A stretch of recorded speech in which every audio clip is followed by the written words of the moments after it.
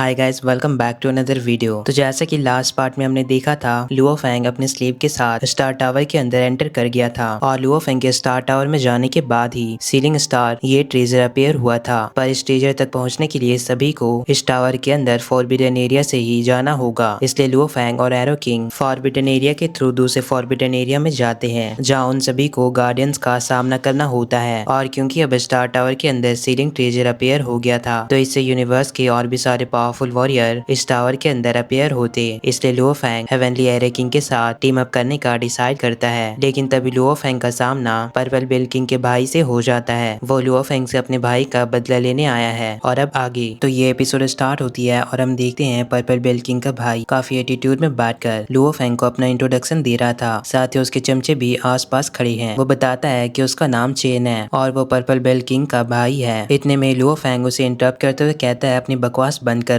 मुझे पता है तुम अपने भाई का बदला लेने आए हो। तो लुओ फेंग की ये बात सुनकर उसे काफी ज्यादा गुस्सा आता है और कहता है, तुमने मुझे पूरी बात कहने भी नहीं दी, तुम मुझे ऐसे इंटरप्ट कैसे कर सकते हो? लगता है तुम्हें जल्दी मरने की पड़ी है। मैं तुम्हें पहले ही बता दे रहा हूँ, तुमने यांची कॉन्टिनेंट पे 18 इमोर्टल किंग को किल किया था। इसका ये मतलब नहीं है कि तुम बहुत ही ज्यादा पावरफुल हो, क्योंकि फिलहाल तुम स्टार टावर के अंदर हो और यहाँ पे लाखों पावर हाउसेस मौजूद है। तो तुम्हें खुद पे घमंड नहीं करना चाहिए, क्योंकि यहाँ के पावर हाउसेस तुमसे भी बहुत ही ज्यादा पावरफुल है। अब लुओ फेंग उन पे हमला करने के लिए प्लानिंग बना रहा था। तभी वो नोटिस करता है कि एरो किंग उठ चुका है। इधर पर्पल बेल किंग का भाई तो अब भी लुओ फेंग से कह रहा था कि आज जो ब्लेड रिवर किंग को किल करेगा वो मैं हूँ, किंग चैन। इतने में एरो किंग अपने जाइंट बॉडी के साथ उसके सामने अपीयर होता है। इतने जाइंट बॉडी को देखकर चैन भी घबरा जाता है, साथ ही उसके चमचे भी डर रहे थे। फिर अचानक ही एरो किंग वहाँ से डिसअपीयर हो जाता है। इतने में ही चैन पीछे मुड़कर एरो किंग पे हमला करता है, पर एरो किंग उसके अटैक को बड़ी आसानी से ब्लॉक कर लेता है। साथ ही वो किंग चैन को अपने हाथों से ही दबोच कर नीचे फेंक देता है और उसे कुचलने ही वाला था। लेकिन फिर वो अपने एरो अटैक से उस पे हमला करता है और कहता है, जो कोई भी मेरे मास्टर की इंसल्ट करेगा उसका यही हाल होगा। जो कोई भी मेरे मास्टर के बारे में कुछ बोला उसे मैं किल कर दूंगा। अब एरो किंग से किंग चैन के बाकी चमचे डर रहे थे। आर्मर के अंदर हम देखते हैं कैपिबारा यानी एरो किंग किंग चैन को सबक सिखाने के बाद काफी प्राउड फील कर रहा था कि वो अपने मास्टर के इंसल्ट का बदला ले लिया। बस जैसे ही वो अपना चेहरा मिरर पे देखता है तो वो ये देखकर दंग ही रह जाता है, क्योंकि last time arrow king Luo Feng के साथ फ्लाई करते हुए अचानक ही सो गया था। तो बबाता एरो किंग को सबक सिखाने के लिए उसका ये हाल कर दिया है। बबाता ने तो पूरी इसकी मेकअप कर दिया है। ये सब जानकर अतुका काफी ज्यादा खुश होती है, पर बबाता तो एरो किंग की बात को सुनकर काफी ज्यादा सीरियस होती है, क्योंकि उसे नहीं लगता था कि एरो किंग जो कि इतना ज्यादा लेजी है वो हर बात पर सो जाता है। बस एरो किंग अपने मास्टर के बारे में बुरा भी नहीं सुन सकता, वो अपने मास्टर से इतना ज्यादा लॉयल है। आगे हम देखते हैं किंग चैन जो कि मारा गया था उसकी बॉडी डिसअपीयर हो जाती है और अब एरो किंग उनके बचे हुए चमचों पे एरो अटैक करने वाला था। ये देखकर वो सारे वॉरियर डर जाते हैं और फौरन ही वहाँ से भागने की कोशिश करते हैं। इतने में इस फॉरबिडन स्पेस में एक एग्जिट करने वाला पोर्टल अपीयर होता है। ये देखकर लुओ फेंग और बाकी सारे वॉरियर शॉक होते हैं और फौरन ही उस पोर्टल की ओर जाने लगते हैं। अब इस पोर्टल के थ्रू सारे वॉरियर आगे की ओर बढ़ रहे थे। तभी लुओ फेंग के पीछे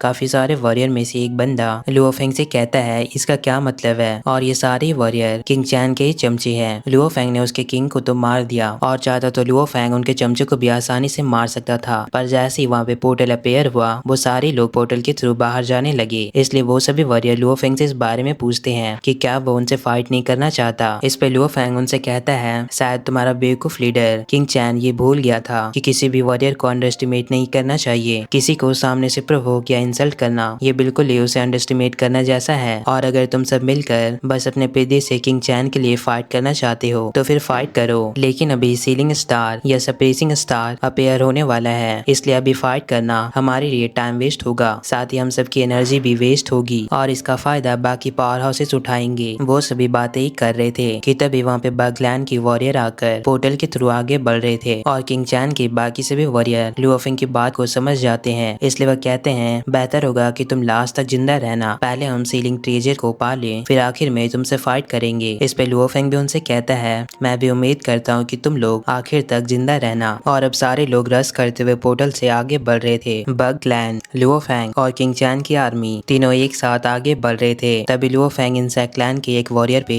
ऑब्जर्व करता है, जिसे काफी ज्यादा एनर्जी रिलीज हो रही थी, क्योंकि उसके अंदर जर क्वीन इनर वर्ल्ड में है और जर क्वीन भी लुओ फेंग को नोटिस करती है, जिससे लुओ फेंग के बॉडी के अंदर अलीना को भी फील होता है। लुओ फेंग को भी महसूस होता है कि उसके बॉडी के थ्रू कोई सिग्नल पास हुई है और उसे काफी अजीब सा फील होता है। लुओ फेंग बताता है कि इंसेक्ट क्लैन का स्कोर तो काफी ज्यादा छोटा है क्योंकि इनके वॉरियर का नंबर बहुत ही ज्यादा छोटा था कंपेयर टू मैकेनिकल रेस से, पर इन इंसेक्ट क्लैन का प्रेशर मैकेनिकल रेस से बहुत ही ज्यादा हाई है। लुओ फेंग समझ जाता है ऐसा इसलिए क्योंकि इन पावर हाउसेस के अंदर, इनके वर्ल्ड रिंग के अंदर कोई पावरफुल सा पावर हाउसेस मौजूद है। आगे सारे लोग पोर्टल के थ्रू होकर दूसरे फॉरबिडन स्पेस में आते हैं। यहाँ हम देखते हैं काफी सारे वॉरियर पहले से गैदर हो चुके थे। किंग तियानचिन भी अपने आर्मी के साथ वहाँ पे खड़ा था जो कि लुओ फेंग यानी यांग का वेलकम करता है और यांग के वहाँ आते ही बाकी सारे वॉरियर लुओ फेंग के लिए चीयर करने लगते हैं क्योंकि वो ऑलरेडी ब्लेड रिवर किंग के नाम से फेमस था। सारे लोग ब्लेड रिवर किंग के नाम से उसे चीयर कर रहे थे। तभी उनमें से एक बंदा जैंग चीवी लुओ फेंग को अपना इंट्रोडक्शन देता है और कहता है प्लीज गाइड मी, क्योंकि वो किंग तियानचिन और लुओ फेंग के साथ टीम अप करके बैटल करना चाहता था। किंग तियानचिन बताता है कि यहाँ पे काफी सारे रेसेस गैदर हो चुके हैं और सभी का टारगेट बस एक ही है, वो है सीलिंग स्टार, इसलिए हमें उन्हें कम्पीट करने के लिए आर्मी फॉर्म करनी होगी। बाकी रेसेस भी अपने काउंटलेस आर्मी को फॉर्म कर चुकी है। किंग तियानचिन लुओ फेंग से कहता है फॉर्चुनेटली तुम हमारे आर्मी में शामिल हो गए जिससे हमारा आर्मी और भी ज्यादा पावरफुल हो जाएगा। इस पे लुओ फेंग उससे पूछता है फिलहाल इस टावर के अंदर कौन सा रेस है जो कि हमसे ज्यादा पावरफुल है। किंग तियानचिन बताता है हमें सबसे ज्यादा नैनचेंग से अलर्ट रहना होगा जो कि बग क्लैन की लीडर है यानी जक्वीन। वो बताता है कि अपने स्ट्रेटजीज और कनिंग प्लान के लिए बहुत ही ज्यादा फेमस है। दूसरा किंग मिन्योन जो कि मैकेनिकल रेस का लीडर है और ये अपने मैकेनिकल पपेट्स को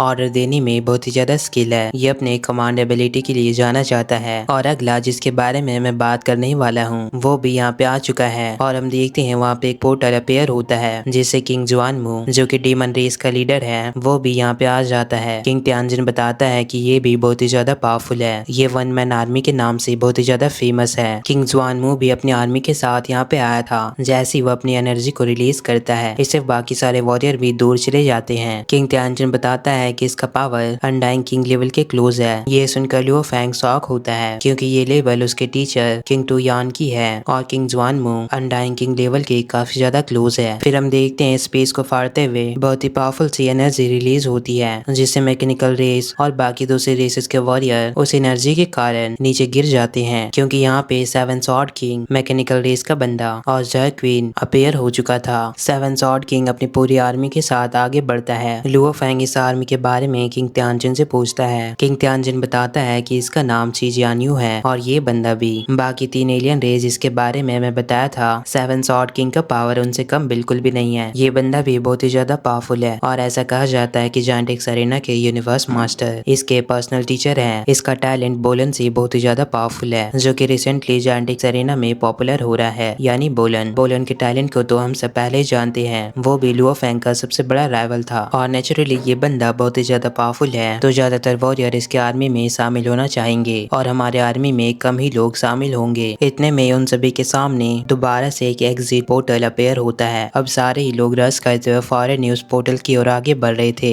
आगे हम देखते हैं स्टार टावर के इंटीरियर को जो कि काफी सारे पोर्टल और चैनल से कनेक्टेड होता है। आगे हम देखते हैं सारे ही लोग दूसरे स्पेस में आ जाते हैं जहाँ पे बहुत ही ज्यादा वॉरियर गैदर हो चुके हैं। किंग तियानजिन बताता है कि ऑलमोस्ट 1 लाख से भी ज्यादा सेक्टर लॉर्ड यहाँ पे गैदर हुए हैं। 1 लाख से भी ज्यादा वॉरियर गैदर हुए हैं और यहाँ पे सेक्टर लॉर्ड इतना ज्यादा मौजूद है जितना कि हमारे होंग अलायंस में सेक्टर लॉर्ड है। एरो किंग भी अपने सामने इतने सारे वॉरियर और ढेर सारे सेक्टर लॉर्ड को देखकर बहुत ही ज्यादा शॉक होता है। वो कहता है मैं इतने सारे सेक्टर लॉर्ड को अपने लाइफ टाइम में पहली बार देख रहा हूँ। लुओ फेंग बताता है जो भी वॉरियर तुम्हें सामने दिख रहे हैं तुम उन्हें बिल्कुल भी अंडरस्टिमेट मत करना, बस एक बंदा ही पूरे रेस को किल करने की पावर रखता है और तुम सोचो वो सारे ही एक साथ गैदर हो चुके हैं तो उन सभी को मिलाकर उसकी पावर क्या होगी। बस सारे ही लोग सीलिंग स्टार के लिए एक दूसरे को कम्पीट करने वाले हैं। तभी जैन चीयू सभी से बताता है कि सीलिंग स्टार तो यहाँ पे अपेयर हो रही है। अब सारे लोग एक्साइटेड होकर उस पोर्टल की ओर देखने लगते हैं जहाँ पे सच में सीलिंग स्टार ट्रेजर बाहर आ रहा था और वहाँ पे अपेयर होते ही बहुत ही ज्यादा पावरफुल सी एनर्जी रिलीज होता है। सेवन सॉर्ड किंग अब तो जक्वीन भी अपने वर्ल्डिंग से बाहर आ चुकी थी। वो भी सीलिंग स्टार ट्रेजर को देखकर बहुत ही ज्यादा खुश हो रही थी। मैकेनिकल रेस का लीडर किंग मिन्युन भी अपने आर्मी को गाइड कर रहा था कि हमें अपने प्लान के मुताबिक ही बैटल करना है। लुओ फेंग बताता है यहाँ पे 1 लाख अनडाइंग वॉरियर मौजूद है और मुझे नहीं पता कि किसके पास कितना टेरिफाइंग पावर है और हम बस अपने कुछ आर्मी पे डिपेंड होकर इन सभी को अंडरस्टिमेट नहीं कर सकते। हमें सीलिंग स्टार को कम्पीट करने में इन सभी पावरफुल पावर हाउसेस का सामना करना होगा और आई थिंक ये हमारे लिए बहुत ही ज्यादा डिफिकल्ट होगा। इस पे किंग त्यानचिन कहता है घबराओ नहीं, हमारे और भी अलाइज यहाँ पे आ चुके हैं। तभी उनके सामने एक दूसरा बंदा किंग की वो अपेयर होता है। वो भी अपनी पूरी आर्मी के साथ। वो बताता है कि वो अपनी आर्मी को गाइड कर चुका है और उसकी आर्मी में 1000 ऑफ वॉरियर ज्वाइन हुए हैं। इस पे किंग त्यानचिन उससे थैंक्स कहता है। फिर किंग त्यानचिन उन सभी आर्मी से कहता है कि हमारा मेन मकसद है सीलिंग स्टार को हासिल करना और क्योंकि यहाँ पे यूनिवर्स के सारे रेसेस गैदर हो चुके हैं इसलिए सीलिंग स्टार को अचीव करना, इसके लिए हम सभी को साथ मिलकर काम करना होगा, तभी ऐसा पॉसिबल है। इसलिए हम लोग टेम्पोररी एक अलायंस फॉर्म कर रहे हैं जिससे सभी को फायदा होगा और अगर हम सब ने सीलिंग स्टार को अचीव कर लिया तो बाद में जाकर उसके ट्रेजर को डिवाइड कर लेंगे। इस पे वो बंदा किंग की वो त्यानजिन से पूछता है अगर हम अलायंस फॉर्म करके सीलिंग स्टार को ले भी ले तो फिर वो सीलिंग स्टार बाद में किसके पास जाएगा। ये सुनकर उसकी आर्मी कंफ्यूज हो जाती है। इस पे त्यानजिन कहता है हमें फिलहाल अलायंस बनाकर ही सीलिंग स्टार को हासिल करना होगा और अगर किसी ने भी अलायंस में रहकर धोखा देने की बात की तो मैं किंग त्यानजिन उसे फौरन ही किल कर दूंगा। अब सारे ही लोग किंग त्यानजिन के इस बात से एग्री हो जाते हैं। सब काफी ज्यादा खुश हो रहे थे। किंग त्यानजिन बताता है कि वो 100 स्क्वाड फॉर्म करेगा जो कि 10 टीम में डिवाइडेड होंगे। लुओ फेंग मनी मन कहता है कि किंग त्यानजिन बस अपने कुछ वर्ड से ही इतनी बड़ी आर्मी को यूनाइट कर लिया। किंग त्यानजिन के पास तो लीडर की स्किल है। इधर जैसे ही वो सीलिंग स्टार बाहर आ रहा था उसकी एनर्जी और भी ज्यादा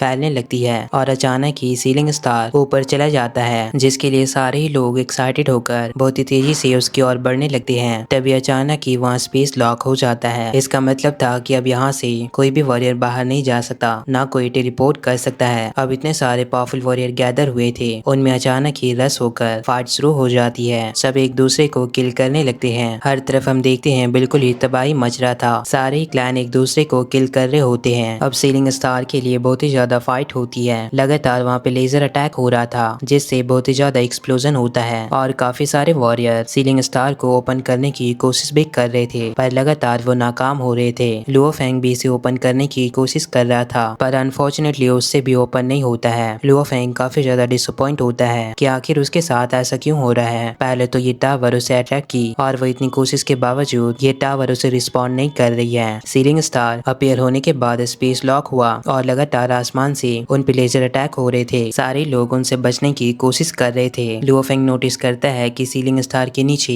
सबसे खतरनाक जगह है क्योंकि जो कोई भी वॉरियर घायल होकर नीचे गिर रहा था सीलिंग स्टार के नीचे बहुत ही सरपासिंग सी फोर्स हो रही थी जो कि उन्हें खींच कर नीचे ले जा रही थी और इवन की किंग लेवल का पावर हाउस भी जैसे नीचे जाता वो फौरन ही मारा जाता। वहाँ पे एक ऐसी लेयर फॉर्म हो चुकी थी जिसे टच करने पे ही पावरफुल से पावरफुल वॉरियर भी मारा जाता। अब जैसे ही वहाँ पे पावरफुल वॉरियर मारे जा रहे थे बाकी सारे वॉरियर उनकी ट्रेजर को लूटने के लिए एक्साइटेड होकर आगे बढ़ते हैं और ये सिलसिला और भी ज्यादा तेजी से बढ़ जाता है और वो वॉरियर एक दूसरे को किल करके ट्रेजर लूट रहे थे। बाकी पावरफुल वॉरियर जैसे कि 7 सॉर्ड किंग, जर्क्वीन, किंग जुआनमू वो सभी आराम से इन वीकेस्ट वॉरियर के मरने का वेट कर रहे थे। किंग मिन्यून मैकेनिकल रेस से वो कहता है इवन अगर कोई भी अभी सरपासिंग टावर को अचीव कर लिया तो इसका कोई भी फायदा नहीं होगा क्योंकि स्पेस लॉक हो चुका है और जो कोई भी पहले सीलिंग स्टार को लेगा वो सभी का टारगेट बन जाएगा, इसलिए हमें 10,000 एग्जिट पोर्टल का वेट करना होगा। अब ये बात लुओ फेंग सुनकर काफी ज्यादा शॉक होता है और पूछता है ये 10,000 एग्जिट क्या है। इस पे एरो किंग बताता है जब इस स्पेस के अंदर सीलिंग स्टार के लिए बहुत ही ज्यादा फाइटिंग शुरू हो जाएगी तब अचानक से बहुत ही सारा एग्जिट पोर्टल अपेयर होगा